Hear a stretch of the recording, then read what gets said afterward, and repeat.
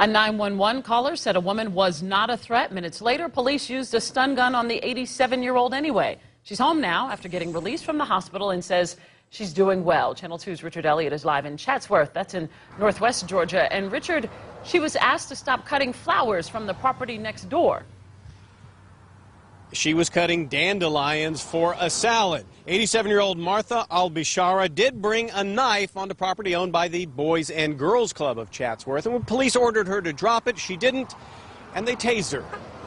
This is a photo of 87-year-old Martha Albishara in the hospital a few hours after Chatsworth police tased her. Her family gave us this photo. And this was her Tuesday waving from her front porch. Still too weak to answer questions, but doing well. She's recovering, still a little shook up, a little sore.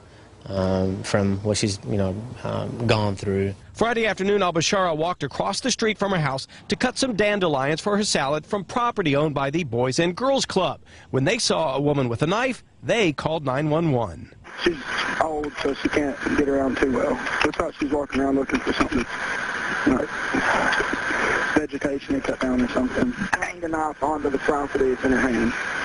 She didn't try and attack anybody or anything. But when police arrived, they ordered Albishara, who does not speak English, to drop the knife. When they say she didn't and moved toward them, they tased her. She really didn't know what was going on, why they were there. So she had no clue, what to expect. Her nephew, Solomon Dune, is a former Dalton police officer. He admits Chatsworth police didn't appear to do anything procedurally wrong, but wishes they had used more common sense to disarm his 87-year-old aunt. Less lethal force is the practice that we normally, but in this case, if you could tell the communication wasn't working, she was not posing a threat, give it time, let it play out.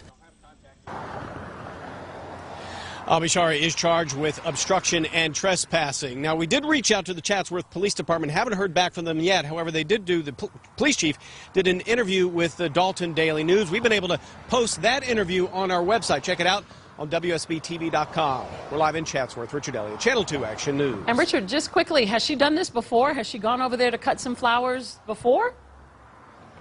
Her family says she did walk across the street to cut flowers, literally just across the street. To make sure it doesn't happen again, the Boys and Girls Club actually repaired a fence so she can no longer get on the property. All right. That is neighborly. Thank you, Richard.